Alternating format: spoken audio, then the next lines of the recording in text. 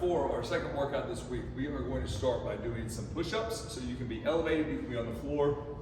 Our goal for the push-ups are to try to move the shoulder blades together as we pull ourselves down and push our shoulder blades apart as we come to the top. And as we come to the top, I want to protract hard. So we'll round that upper back a little bit and get those shoulder blades spread apart as hard as we can. So really exaggerate that press and then pull yourself back down into it. So do 8 to 10 of those. We'll do rows on the TRX. Okay, you can do the row, extend, and then release from the shoulder blade pattern. Again, our goal there is to get those shoulder blades to move in the opposite direction. Okay, resisting that force from the opposite way. Just getting those shoulder blades warmed up to move because we're going to press today. Then we'll do med ball slams. You can do against the wall. You can do on the ground. We're just trying to get our brain, our body kind of working together as a unit. Get that heart rate up. We put the bottom of our shoulder blades on the edge. We pop right up on the edge of the bench. Our legs are active, so I'm driving my hips into extension and I'm dragging those feet back towards me. Nothing's going to move. All right, so my feet aren't sliding on the ground, but I'm acting like that. Then I'm going to press up and pull back down. I want to make sure that I'm pulling that shoulder back and I'm not dumping it forward. My elbow stays in an elevator, or excuse me, my elbow and also my forearm stay in an elevator. I pull straight down and straight up. I don't move around side to side. So we'll do 8 or to 10 on each side. Then I'm going to get in an elevated position. So I'm going to stay on these 2 benches. Benches work great. We use the tire here a lot also. Just a slight step is fine also. If you have blocks, those work great as well. We're going to sit down in a nice swinge, and then we're going to row. So it's like a nice T-bar row with our legs supporting us. Squeeze those shoulder blades, big row. Try to get that torso parallel with the ground by squatting deep and hinging forward. We're going to have a big row, feel those shoulder blades. Try to push the weight on this. We're going to try to make that as heavy as possible for 10 to 12 reps. Okay, so we're going to do 4 rounds of that, 10 to 12 reps there, 8 to 10 on each side. Really push the weight on these, make these challenging. 4 rounds there. After that, we're going to come to a bench, and we're going to be in a half kneeling position, okay, with our knee on the bench. If the bench is too short, you can bring your, you can put a pad on it, or you can put a plate on it, would be fine as well. You want something that's going to be just about knee height, so maybe a little lower. This bench is actually a little low for me.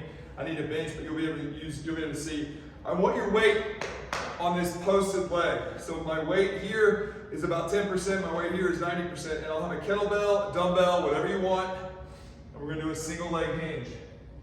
Again, we're trying to keep as much weight as possible here. You can hold that kettlebell on the outside, you can hold the kettlebell on the inside, you can hold both. Try to keep it tight to the body, so just don't let it drift away. Whatever direction it is, don't let it drift away. Holding tight to the body. You're going to get a big stretch and pull from that back side. Go slow and controlled here. We're trying to get 8 to 10 each side. Then we're going to do an overhead squat. So I'm going to have my stick. A trick here is to elevate your heels. So this is a slight elevation here, it's not much, but you can get some significant elevation. You can get a plate, you can get little heel lifts, that's fine as well. The big goal here is to keep the weight overhead. We're going to either push together or pull apart on the stick. Now our hands won't move, but you can push together, you can feel, pull apart while making our arms long. We're going to drop as low as we can by keeping an upright posture. So you see I'm starting to lean forward, letting you come up. Keep that torso upright. Pulling and pushing on the stick will help keep that torso upright. Okay? Keeping that bar above your head. We don't want to reach back. Here we can go, make it real easy. Forward makes it real easy. Make sure you're above that head. Take video, check in with yourself. Okay? The higher you get your heels, the easier this will be. We're going to try to do our feet close together. Raise those heels up. And we have 10 full repetitions here, nice and paced out. Try not to break pace. All the way down and all the way up, really targeting those quads. So hamstrings here in the front, quads here in the back. Again, raise your heels up on a heel lift. You can use lifter shoes. You can use a slant board is great. You can use plates. It all works fine. So you'll do those 2 with each other, 10 and 10. On the 10 squats, make sure that you're not breaking pattern. You're going all the way, you're always moving. We don't need to go fast, but we're always moving. 8 to 10 on the hinges, 8 to 10 on the squats. We'll do 4 rounds there, rest for about a minute, minute and a half between. After that, we're here.